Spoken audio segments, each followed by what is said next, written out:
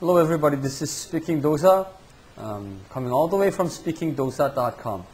I have really good news to tell you guys because I'm going to the University of Arkansas Medical Center as the first year resident in the program of Department of Family Medicine. In fact, I got my medical degree from South Korea, and so I was working as a doctor in Korea, but so far in Canada I've been doing this video lecturing, and I've been running this TOEFLdosa.com. It's a TOEFL preparation school.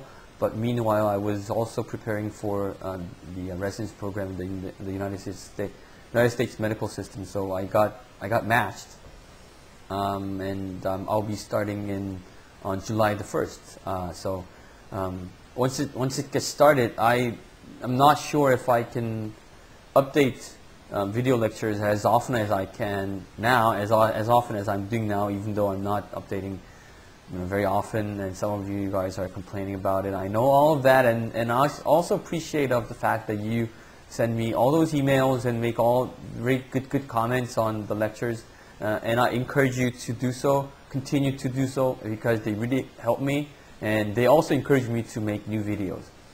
Now, today's lecture is about question number 5. And this question number 5 is the most important question of the 4 integrated questions. And you know why? Because it is the easiest one. Everybody, once they practice, can ace this question. And they must ace this question if your target score is above 26. Okay? I've emphasized the importance and significance of question number 1 and 2, and now it's time to move on to 5. Now, let's take a look at the general structure of question 5. First, you are given about a minute and 30 seconds or maximum 2-minute conversation between two students. It can be a student and an advisor. It can be a student or a professor, a student or someone else, but there's always a student, because TOEFL is all about academics. Okay? It's all about school. So one student, and student usually, has a problem, a predicament, and the problem has important things, SpeakingDosa strategy. 1. The problem itself has 2 sides. And it's not really a problem, it's more like predicament, it's more like a dilemma. He has to do certain thing, but he cannot do that because of some other problem that's related to this. So he doesn't know what to do. He's just stuck. Okay? That's the thing. So when it comes to summarizing the question, the problem part, all of you have to mention both sides. For example, the male student's problem is that he wants to go to hospital and have his knee checked because it's kind of sore lately. That's his problem. His problem is that he has a knee problem. But that's not all. That's not the end of the predicament. But on the other hand, the day that he's supposed to go and see doctor is the one that he already made an appointment with a potential employer after graduation, and he has really important job interview. That's his problem. So his problem is about time conflict. It's not because he has a knee problem. It's not because he cannot go there. But because he has both sides related to one problem, which is time conflict. Now, once that is taken care of, the other student's role, or the other partner of the conversation's role, is to make 2 suggestions. Okay? And it's really straightforward. Yeah? But here's another trick, and this is the second strategy and second point that I'm delivering to you guys here for free because I'm so benevolent. Okay? Recently, there has been some change. The change is very subtle to untrained eyes and untrained ears. But to me, it's huge. Because 2 suggestions are not always suggested by the other party. The other party's role, conventionally and traditionally so far, has been the one that is supposed to give two different solutions and details. But for the past couple of months, I've been tracking the actual TOEFL tests, and I was really surprised because in some of the questions, one suggestion was given by the other party, and one was given by the one who has the problem. Now in this case, you just cannot automatically use the format of SpeakingDosa or any other format or any other template as in that matter, because it doesn't make sense. The problem of this female student is blah blah blah. However, the other student makes 2 suggestions. Obviously, he's not making 2 suggestions. He's only making 1 suggestion. So you gotta have to modify your template or format of SpeakingDosa or whatever, the one that you have, and come up with a really simple one. Now, once that is also taken care of, the third part is to present your own opinion on the issue, on two solutions, and give reasons why. Now, this question is easy up to the point of the one that you're supposed to give your opinion.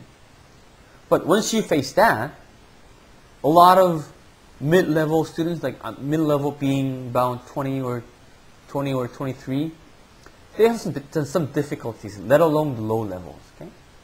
It's not because conversation is difficult, it's not because the problem is difficult, but because coming up with a good reason for your own opinion is difficult. In this case, I urge you, and this is the third strategy of SpeakingDosa, use the strategy that you used in speaking number 2. Speaking number 2, you have 2 choices. Speaking number 5, you also have 2 choices. So why not just use the format and template and strategy that you are familiar with in question 2 in question 5? This is my strategy here. I always use this. My reason is like something like this. Personally, I think he should go for the first option, because when I was a university student back in 1995, I was, believe it or not, in a similar situation. And what I did was to go for the first one. And amazingly, the result was really good. I did that, and something really good happened too. So, the same good result would happen to this male student if he followed my suggestion. Here you go. It's smoothly taken care of. It's not difficult. So once you guys know this, now I'm going to publish this as in my book. So this is all copyrighted stuff. But I let you guys use this, and once you follow this strategy of SpeakingDosa, now I guarantee you can get over 23. And if you follow my strategy in a really careful manner, then there's no difficulty for all of you guys to get over 26. And by the way, in February 8th examination, I got 118 out of 120. And when the score was broken down, it's 29, 30, and speaking was 30, and writing was 29. So it's 29, 30, 30, and 29. I'm trying to write TOEFL exam every month, just to make myself familiar with the examination format, and to give as accurate as possible information to my students, both online and offline. But since my residency program will start on July 1st, I don't think I can do that any longer. I'll try definitely if I have time, but I cannot guarantee. But still, since I have accumulated all the knowledge and all the questions for the past 2.5 years, I think my strategy works. I believe my strategy works, and it has worked. I've seen proof.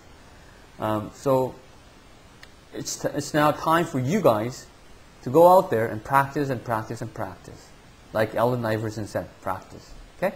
So until next time, good luck and study hard.